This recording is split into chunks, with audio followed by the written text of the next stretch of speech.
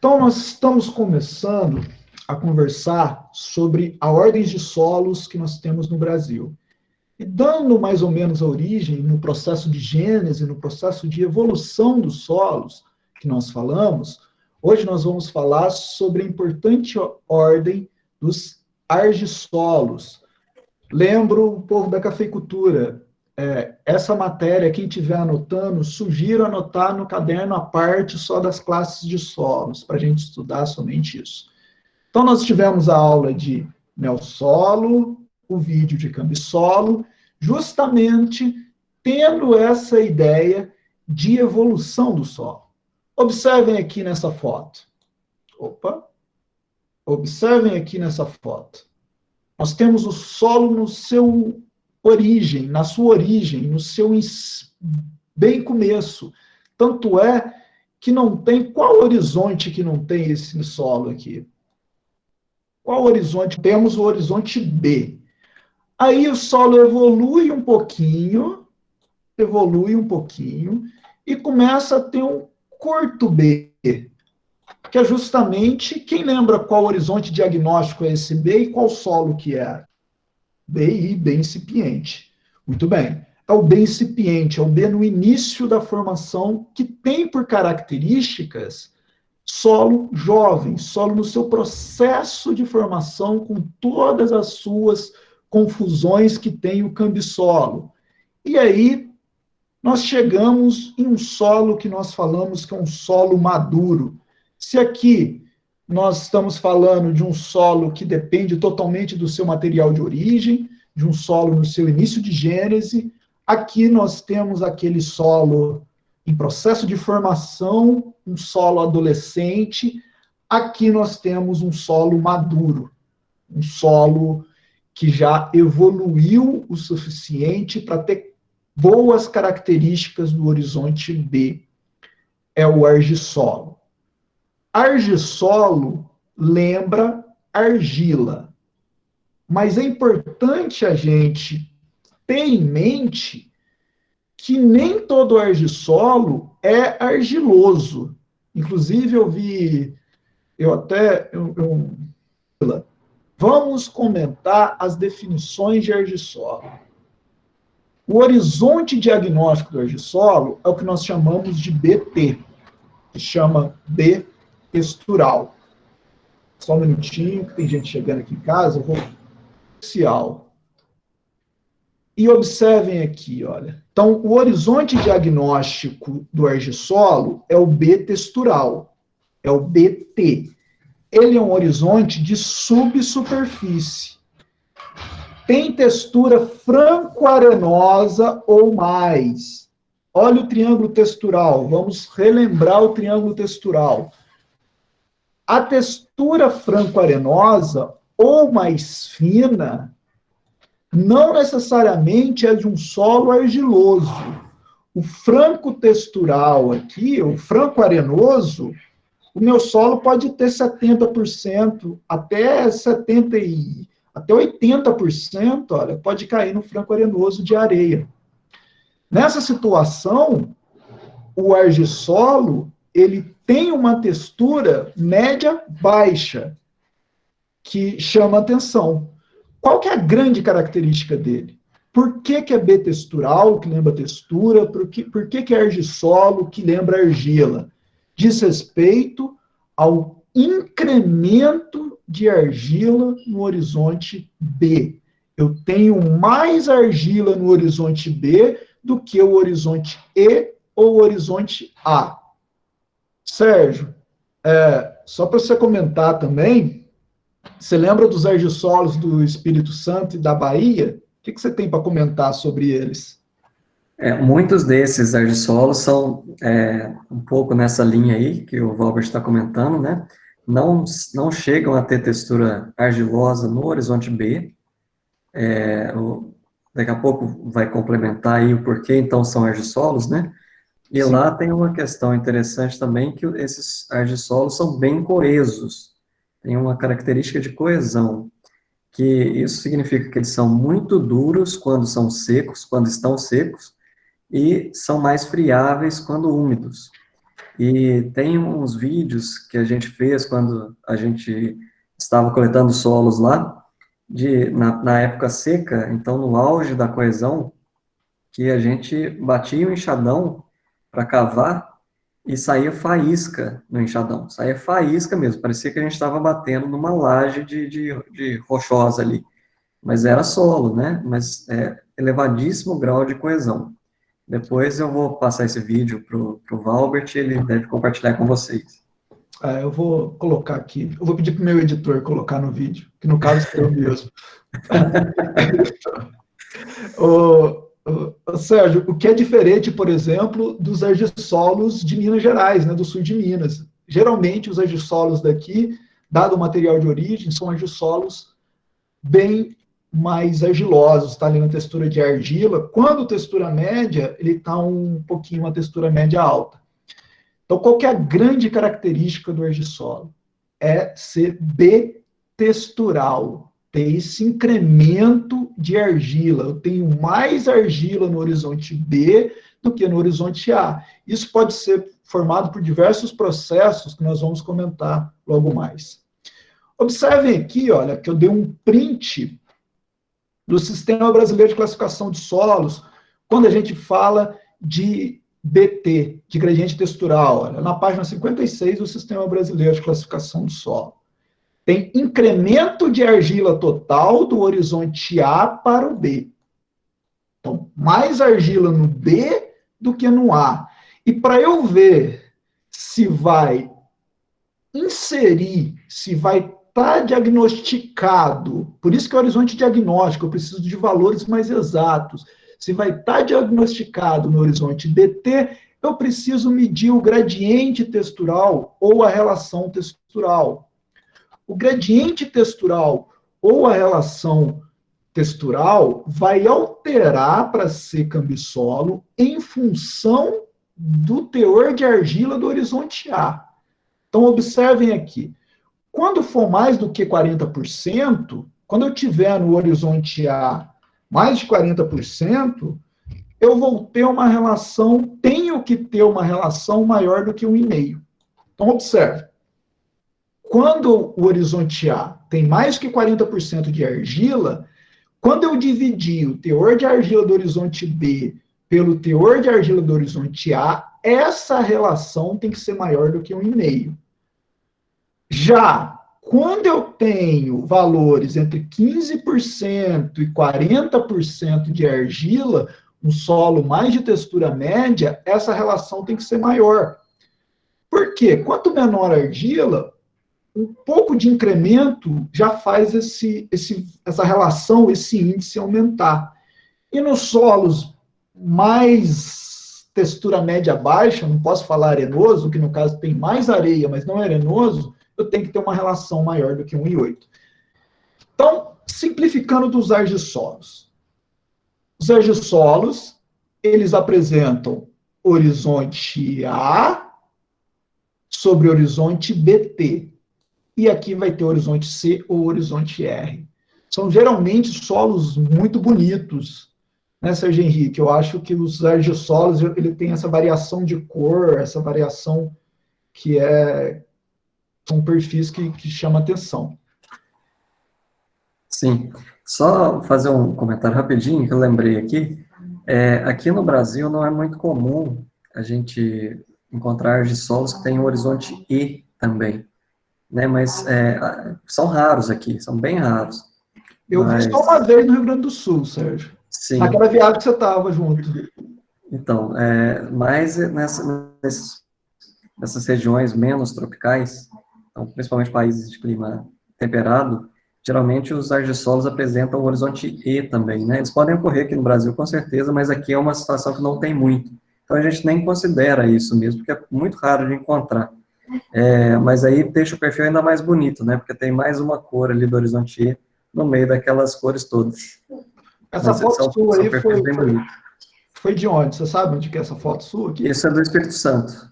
Espírito Santo? Não, mentira, isso é da Bahia, norte da Bahia. Tá mais vermelho e amarelo, não tá tão amarelo, né? Não sei, pode ser a foto. Sim, pode ser. Mas era bem coeso esse aí. Aí foi aberto esse perfil. Tá certo. Pessoal, esse horizonte BT tem que ser TB, lembrando que TB é argila de atividade baixa. Na última aula nossa de cargas, a gente viu que a atividade baixa está ali, a caulinita e óxidos. Basicamente, os nossos solos vão ter TB. Em algumas situações que nós vamos ter TA. O que é TA? Argila de atividade alta. Justamente aqueles argilominerais mais do tipo 2:1. Se tiver TA, ele tem que ter um caráter alumínico, que tem a descrição no sistema brasileiro, mas vamos simplificar com uma grande quantidade de alumínio. Ou, se for TA, ele tem que ser pobre em bases, ter o V% baixo. E nós temos aqui, que eu quero comentar, sobre o processo de gênese desse horizonte. Então, no processo de gênese dos argissolos, nós temos a migração de argila do horizonte A para o horizonte BT, que no processo de iluviação. O que acontece? Chove, a argila ela entra em suspensão, ela não se dissolve, essa é a gênese mais comum, ela não se dissolve, ela fica suspensa e desce, formando o horizonte B textural. Então, migra a argila do A para o B. Nesse processo de formação, costuma aparecer isso daqui, ó. O que é isso daí, Sérgio Henrique? Explica, mostra essa foto sua que tá bem bonita. Ah, sim. Tá. Dá para ver por aí? Nesse processo de migração, acontece a formação dessas películas, dessas camadas, lâminas ali, de cores um pouquinho diferentes em relação ao restante do agregado, que são locais de deposição dessa argila que entrou em suspensão e desceu do horizonte A para o B. Então, ela se deposita na superfície do agregado, não sei se dá para vocês perceberem, que tem alguns brilhozinhos aí, é meio difícil de perceber na foto. Tá bem claro aqui, eu vou deixar depois também a apresentação, dá para ver melhor a foto. Sim, e isso dá um aspecto de cera, parece uma mancha de gordura, quando fica gordura naqueles guardanapos que não são de papel direito, sabe? Um negócio que é meio mais plástico. Então, dá aquela mudança de cor, fica um pouquinho diferente, dá esse aspecto de cera, e isso tem o nome de cerosidade. Mas não é obrigatório acontecer cerosidade. A presença de cerosidade é um baita indicativo de ser um argissolo. E, inclusive, outros solos, como, por exemplo, os latossolos, que nós vamos estudar, eles não podem apresentar uma cerosidade abundante igual desse solo aqui. Uma outra forma de acontecer a formação do B textural, que aí vai ser mais comum, lá que o Sérgio comentou dos tabuleiros costeiros, é que, na verdade, eu perco a argila de forma lateralizada do horizonte A, porque a permeabilidade é muito baixa nos solos dos tabuleiros. E aí um pouco de infiltração logo já vai dar uma certa erosão das partículas mais finas. Sai do sistema as partículas mais finas, aí o que acontece? Não é o horizonte B que ganhou a argila, foi o horizonte A que perdeu a argila. Aí também é um processo de gênese do horizonte B textural. E eu quero que vocês já comecem a pensar, principalmente no manejo da cafeicultura, no aspecto de ter esse horizonte B textural.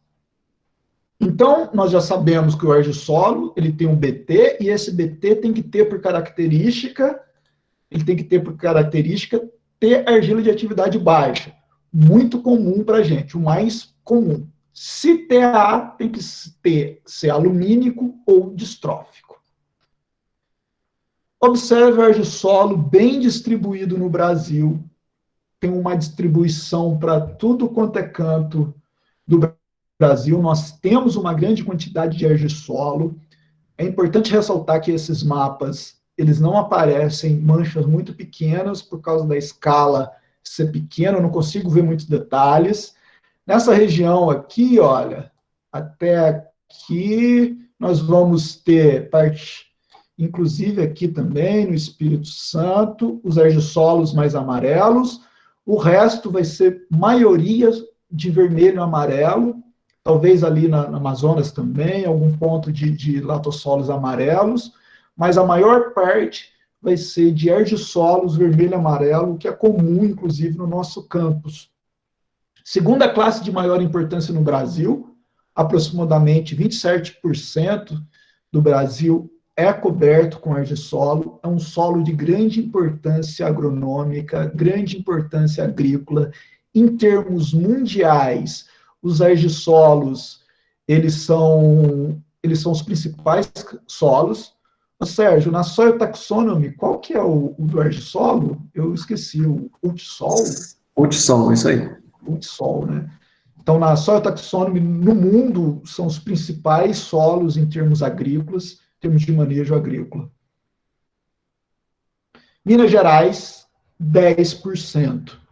Na nossa região, há um vazio de argissolo por causa do mapa. Por ser uma região muito montanhosa, nesses mapas de pequena escala, não vai aparecer a grande diversidade dos nossos solos. Mas, certamente, nós temos uma grande quantidade de argissolos. E que nós vamos comentar sobre manejo desses solos um pouco mais.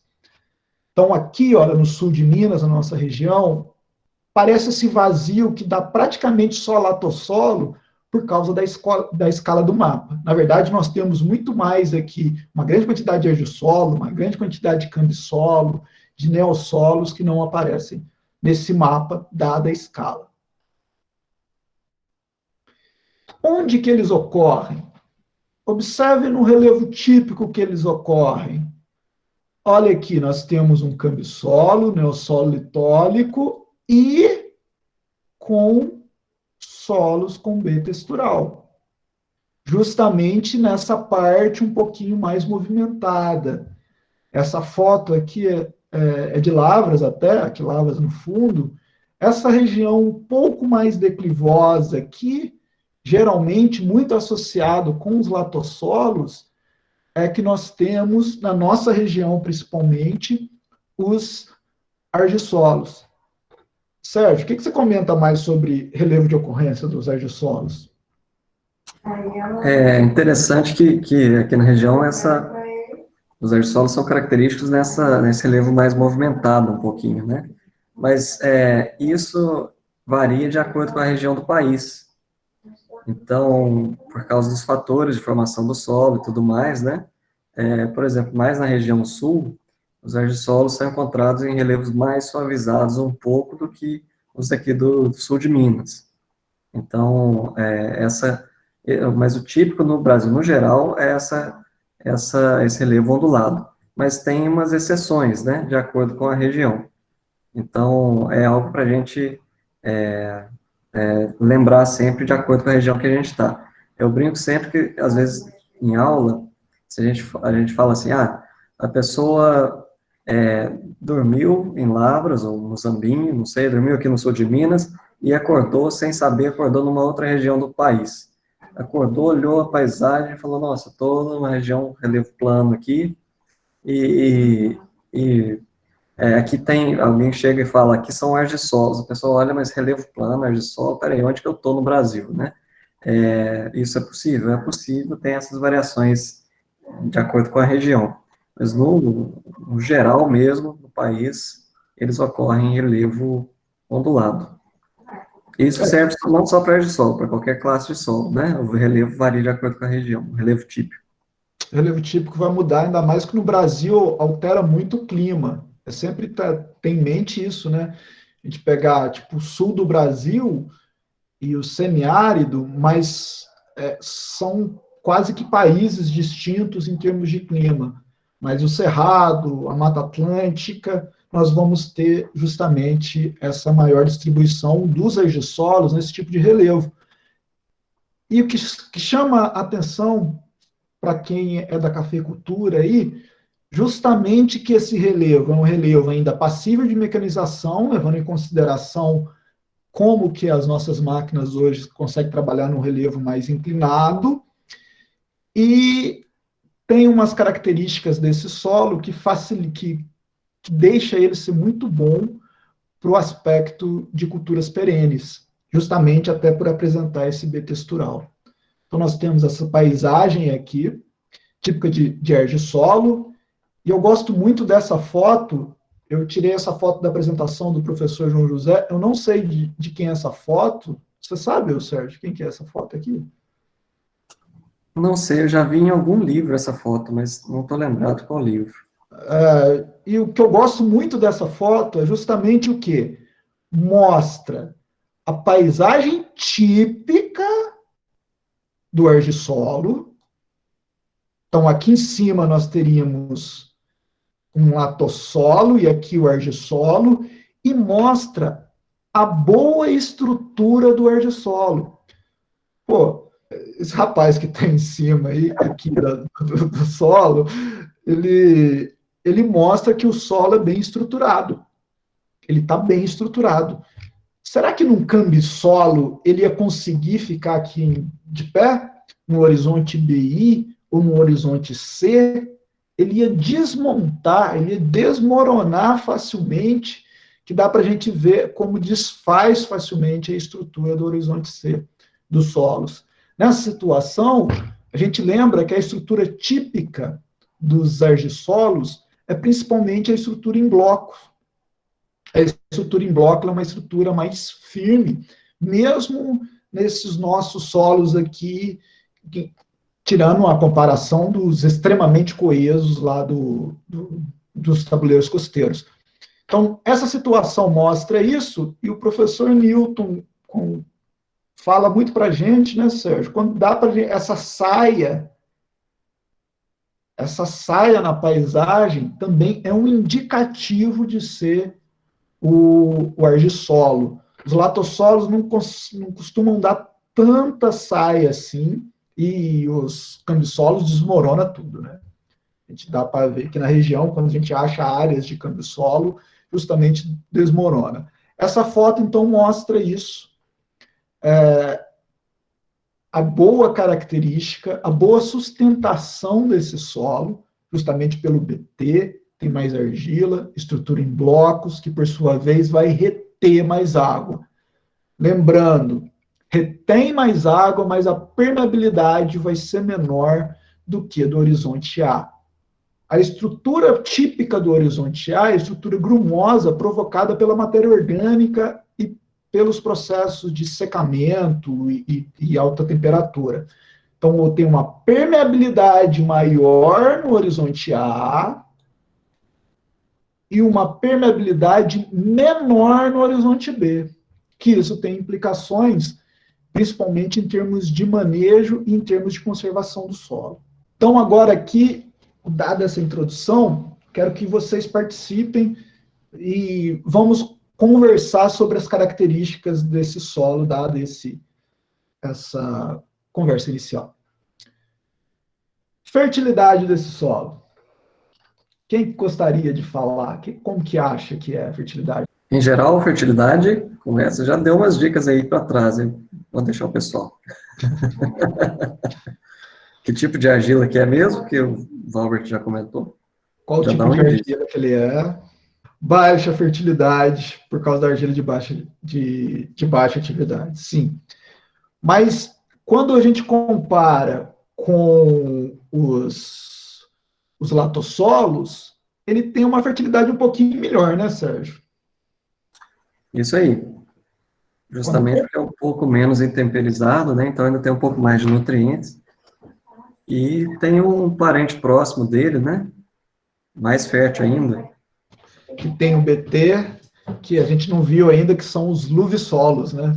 Lógico que vai depender dos fatores de formação, mas dado inclusive as características para ser argissolo, tem que ser TB. Quando for TA, ele tem que ser distrófico. Aqui é importante a gente comentar que tem um solo que tem B textural, que apresenta TA e é eutrófico, que são os luvisolos. Eu vou deixar uma foto do luvisolo depois aqui.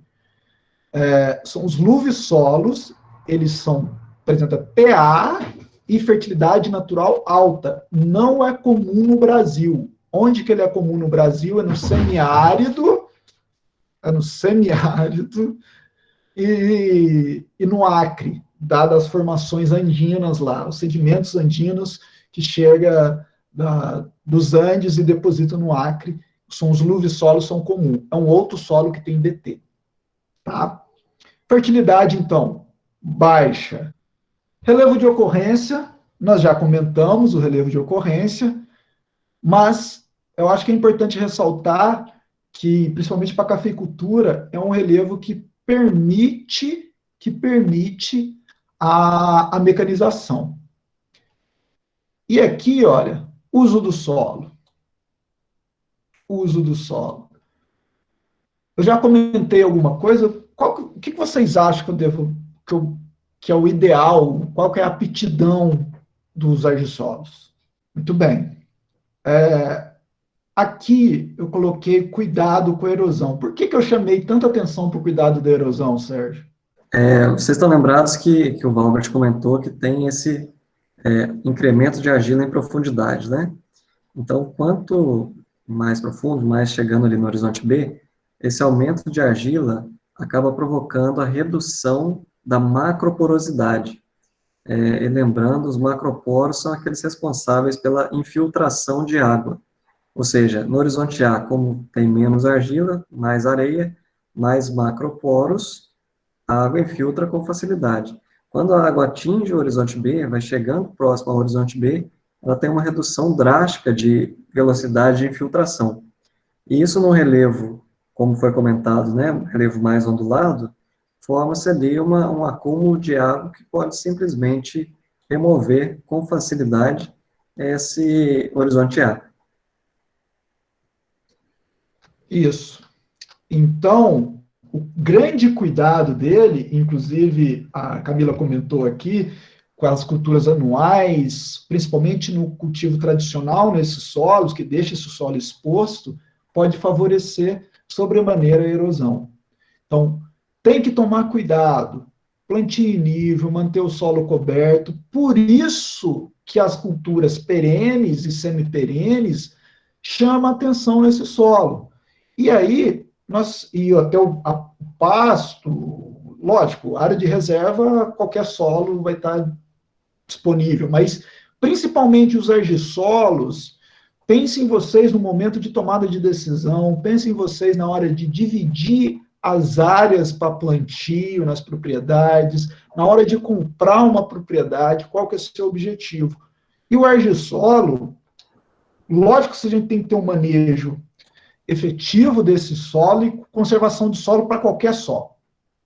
Mas o manejo do argissolo chama atenção no horizonte BT, que ele ser mais coeso, principalmente quando seco, do que o horizonte A. Aí, para romper essa barreira, é ideal a gente subsolar, principalmente para romper essa diferença de argila, para romper, não vai romper a diferença de argila, vai romper essa coesão entre o horizonte A e o horizonte B. Então, o subsolador aqui é uma técnica que vocês têm que lançar a mão quando for implantar uma cultura perene, para fazer o quê? A raiz crescer em subsuperfície. Se eu consigo fazer a raiz crescer em subsuperfície, se eu consigo fazer isso, é um solo muito bom para período de déficit hídrico, porque no horizonte BT vai ter mais microporos e vai disponibilizar mais água para a planta do que, por exemplo, um latossolo. Então, vai ser melhor nessa situação. O BT, eu acho o argissolo um ótimo solo para cafeicultura, justamente por causa disso. Seu relevo ainda dá para mecanizar, na maioria das vezes, ele tem uma boa reserva de água, e eu tenho que tomar cuidado para romper essa barreira física. os latossolos têm principalmente barreiras químicas que nós vamos ter que romper. Aqui, além da química, eu tenho a física. A química aqui não vai ser tão pronunciada igual dos latossolos, não vai ter tanto alumínio igual o latossolo, mas tem a coesão do B textural. Nesse sentido, é importante romper principalmente o topo do horizonte B, onde chega uma grande quantidade de argila. A argila acumula principalmente mais no topo, sendo mais coeso. Inclusive, pode ter problemas de crescimento radicular. Na aula nossa, a gente vê isso, que é uma vegetação natural, Sérgio, que dá para a gente ver o crescimento lateralizado da raiz. Então, o argissolo é um solo extremamente importante para a agricultura, com um baita potencial, no entanto, tem que ser manejado com muito cuidado, muito apreço, principalmente devido à erosão. A erosão pode ser tão pronunciada nesses solos que nós já vimos situações de o solo não ter esse horizonte A, ele ser completamente decapitado. É quase um argissolo que vira um latossolo porque perdeu o horizonte A. Eu queria falar de uma situação que a gente presenciou, pode ser, um plantio de café. Foi interessante, que foi o seguinte, só uma coisa, aquela foto que você mostrou antes um pouquinho, fui procurar as outras aqui, não achei, mas achei ela, no barranco, né, que você mostrou, uma pessoa em pé lá, ela está no Pedologia, Base para Distinção. Tirei da apresentação do João José. Acabei de ver aqui sem querer, foi bom.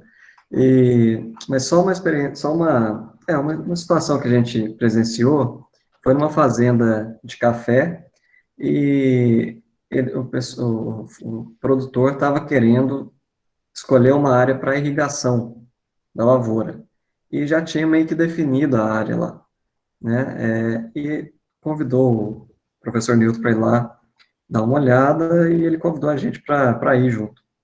Chegando lá, já tinha uma trincheira aberta, onde o produtor queria começar a irrigação, porque ele falou que lá a produtividade era baixa e tudo mais, e que ele acreditava que era falta de água para as plantas. E aí, quando a trincheira foi aberta, nós chegamos, e um próprio funcionário da fazenda já foi o primeiro a chegar perto, a entrar na trincheira mesmo, né?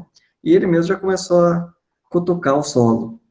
E quando ele estava cutucando, ele mesmo foi falou, nossa, só tem raiz aqui na superfície. E sem brincadeira, tinha raiz até uns 30 centímetros só de profundidade. O café já tinha, não sei, 6 ou 7 anos. E aí ele continuou cutucando assim, o perfil, chegou a uns 70, 80 centímetros de profundidade, ele virou e falou assim, ué, mas aqui o solo está molhado. Então, a 70, 80 centímetros o solo estava úmido, e já foi interessante, porque ali mesmo ele já mostrou que o professor Nil teria que comentar, né?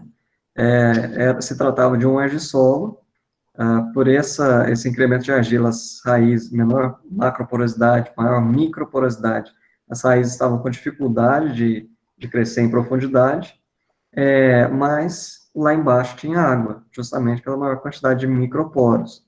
Então, ali, na verdade, não era necessário irrigar. Iria irrigar meio que à toa. É o que o Valber estava comentando, né? Um manejo adequado, tipo uma subsolagem, alguma coisa do tipo, favoreceria o crescimento de raízes em profundidade, né? Então, foi uma situação interessante que o próprio funcionário da fazenda, que está ali no dia a dia, percebeu, né? Que só de avaliar o solo em profundidade já deu para ter uma luz de que seria o problema, e o principal, o produtor não precisaria irrigar aquilo lá, que ia gastar uma quantia considerável. Sérgio, eu gosto também bem desse exemplo, eu volta e meia coloco ele até em prova, inclusive, o que acontece? Muitas vezes, a gente fica focado somente na fertilidade. Quanto mais tecnificado for a área que vocês for trabalhar, menos vocês vão depender da fertilidade, porque já vai estar com o manejo já muito bem já condicionado. Lógico, vocês for dar assistência a uma pessoa que nossa região, muita gente não faz nem análise de solo, aí a fertilidade vai ganhar uma grande importância. Esse aspecto pedológico, esse aspecto físico do solo é muito importante, principalmente nas áreas mais tecnificadas, porque, igual nesse caso que o professor Sérgio colocou, o manejo veio errado da implantação. Então, você implantou uma cultura perene que não deu condição para o sistema radicular crescer, e talvez nessa situação, o Reginaldo, não sei o que foi, mas talvez subsolar o café depois de uma poda drástica, para romper, para ver se a raiz cresceria nesse sistema, tá? Porque justamente com potencial muito grande para crescer. Mas assim mesmo muito arriscado. Você faz uma poda drástica e poda e coloca um subsolador, então não é um negócio fácil. Por isso que no começo da cultura é tão importante tomar os devidos cuidados. E eu sempre falo na pedologia, o que grande que esse funcionário mesmo viu? Ele precisou de um enxadão para fazer a trincheira e de uma faca. Então, para ver essa maior densidade, nesse caso, esse adensamento do horizonte BT, para ver algumas características do solo, vocês precisam de enxadão e uma faca para verificar essas características. Mais perguntas, gente? Aproveita aí. Só Coloca. isso aí. Oi? Não, Não, complemento. é só isso mesmo, né? A sugestão lá do professor Newton foi justamente isso aí, foi subsolar na entrelinha, né? E o ponto principal foi esse que você falou. Antes de implantar a cultura, tem que conhecer os solos, não tem jeito. É melhor do que depois tentar remediar com alguma atividade, algum procedimento desse tipo, né?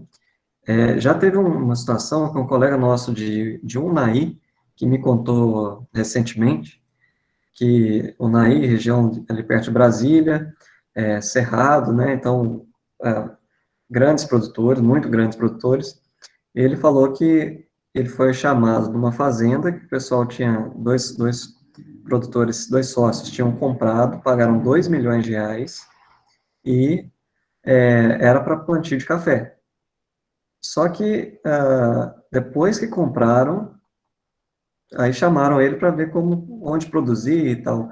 No que ele andou pela área, eu não lembro o tamanho da área, mas era uma área grande, né, até pelo valor. No que ele andou pela área, ele falou, olha, vocês podem plantar, mas vocês vão conseguir plantar em torno de 20 a 30% da área para café. O restante, os solos não são adequados para isso. Não tem condições. E isso já tem um tempinho. Aí, esses dias, ele me ligou e eu perguntei, e aquela fazenda de café, teve notícia? Eles largaram, não vão mexer mais, puseram à venda de novo. Então, assim, né, tem que conhecer mesmo. Muita gente preocupa muito com fertilidade, igual o Valber estava comentando, mas hoje isso é fácil de ser resolvido. Hoje muita gente tem condições de melhorar a fertilidade dos solos, aplicando corretivos, fertilizantes. Mas a parte em profundidade, que é para onde as raízes vão crescer, de onde elas vão tirar nutrientes e água, tem que ser bem avaliado mesmo, com cautela, né? Dá muito mais segurança.